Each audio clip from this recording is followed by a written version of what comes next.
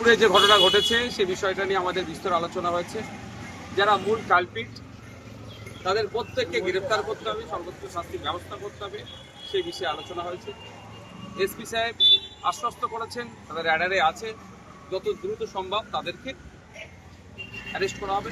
তিনি এটাও আমাদেরকে বলেছেন যদি ওই যারা মেল কালপিট তাদের যদি কোনো লোকেশন আমরা পাই সেটাও শেয়ার করতে বলেছে, আমরা গ্রেফতার করবো।